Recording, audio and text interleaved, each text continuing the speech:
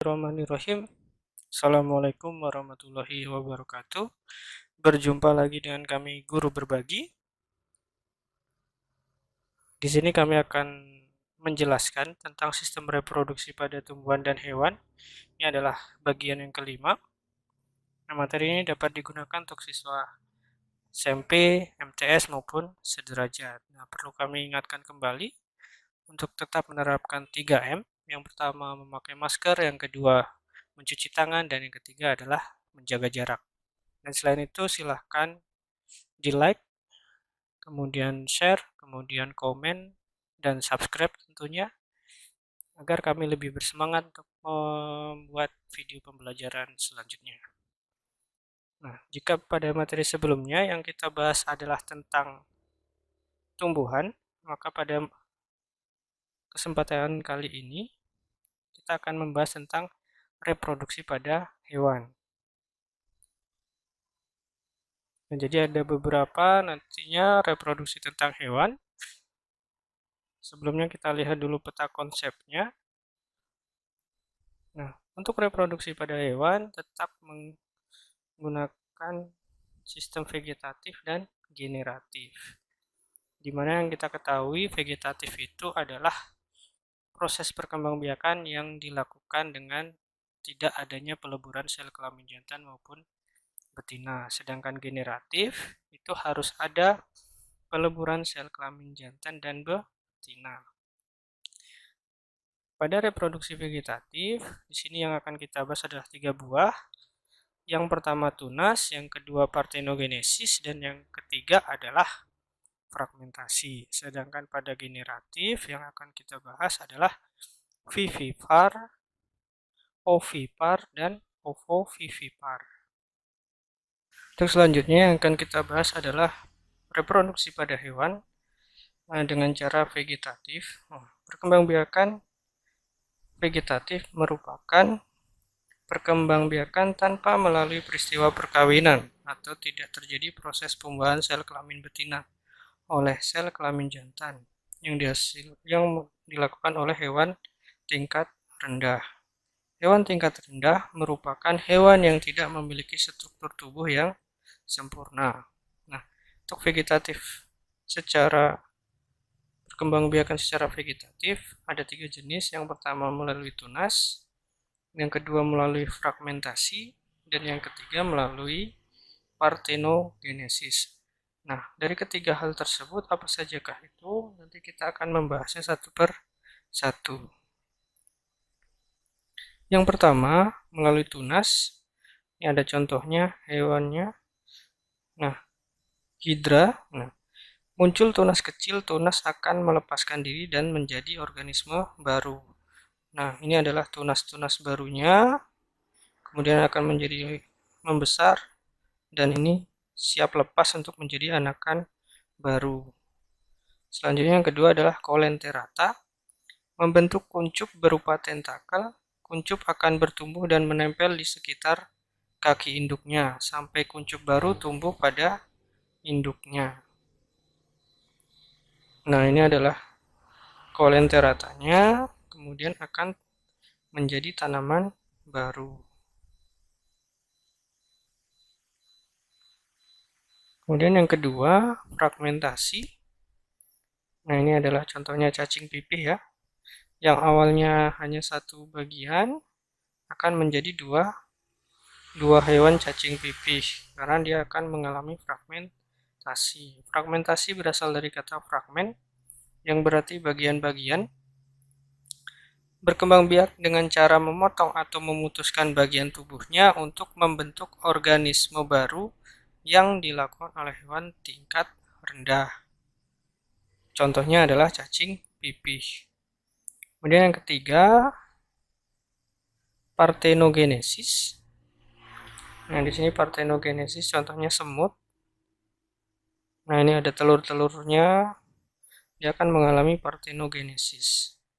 Partenogenesis merupakan peristiwa perkembangan sel kelamin betina menjadi individu baru tanpa melalui fertilisasi. Nah, individu baru merupakan individu haploid yang tumbuh dari sel haploid. Contohnya kecoa, lebah, semut. Itu contoh hewan yang akan mengalami partenogenesis. Selanjutnya yang akan kita bahas adalah reproduksi pada hewan melalui generatif. Perkembangbiakan generatif adalah proses perkembangbiakan yang menghasilkan individu baru melalui peristiwa perkawinan pada saat pertemuan sel kelamin jantan atau disebut dengan sperma dan sel kelamin betina atau yang disebut dengan ovum atau sel telur. Nah, ini contoh hewannya adalah kucing yang mengalami perkembangbiakan secara generatif.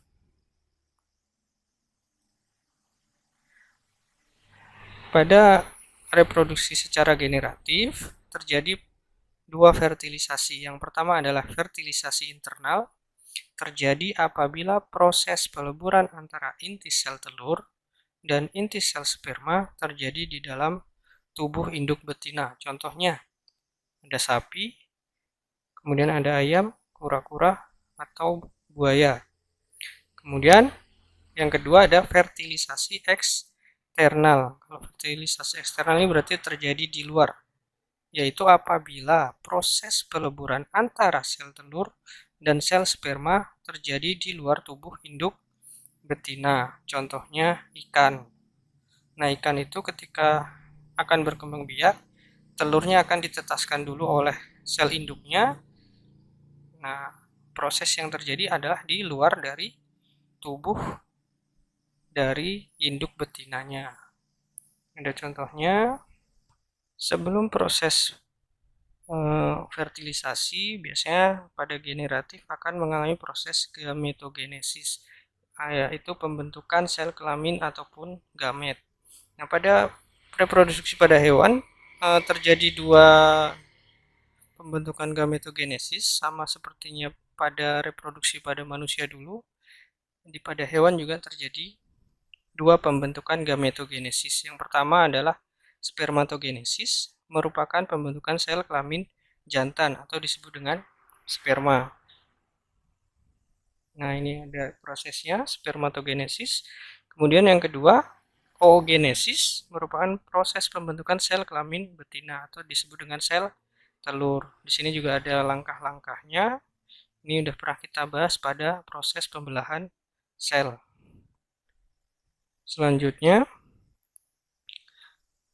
reproduksi pada hewan secara generatif ada 3 jenis yang biasa kita lihat. Yang pertama vivipar atau disebut dengan melahirkan. Yang kedua ovipar, kita sebut juga bertelur. Kemudian ovovivipar atau sering kita sebut bertelur dan melahirkan. Kita bahas satu persatu. Yang pertama vivipar. Di sini ada contohnya mamalia menyusui. Nah, vivipar adalah perkembangbiakan dengan cara melahirkan, yang diawali dengan pembuahan sel telur yang dilakukan oleh sperma di dalam rahimnya betina. Kemudian embrio di dalam rahim akan terus bertumbuh dan berkembang hingga menjadi individu baru. Contohnya sapi, kuda, kerbau, dan lain sebagainya. Kemudian yang kedua, ovipar. Nah, di sini ada contohnya katak, berkembang biak dengan cara bertelur. Nah, ovipar adalah berkembang biak secara bertelur. Hewan ovipar menghasilkan telur yang memiliki kuning telur, berfungsi sebagai cadangan makanan bagi embrio. Nah, pertumbuhan dan perkembangan embrio terjadi di luar tubuh hewan tersebut, namun dilindungi oleh cangkang telur. Contohnya ada ayam, cicak, maupun katak. Selanjutnya, yang ketiga adalah ovovivipar. Di sini ada contohnya hewan kuda laut. Nah, ovovivipar adalah berkembang biak secara bertelur dan melahirkan. Seperti halnya hewan yang bertelur, pembuahan terjadi dalam tubuh betina. Kemudian setelah pembuahan terbentuk, telur dan akan dilahirkan setelah telur itu menetas di dalam tubuh dari betinanya. Sumber makanan embrio berasal dari telur tersebut. Contohnya ada kadal, ular, dan lain sebagainya. Nah, demikianlah untuk materi vegetatif dan generatif pada hewan. Untuk materi selanjutnya yang akan kita bahas adalah pertumbuhan dan perkembangan hidup dari hewan. Nah, jika video ini sangat bermanfaat, silahkan di like, comment, share, and subscribe. Dan jika video ini masih banyak kesalahan ataupun kekurangan, kami mohon maaf. Dan kami akhiri, wassalamualaikum warahmatullahi wabarakatuh. Salam guru berbagi.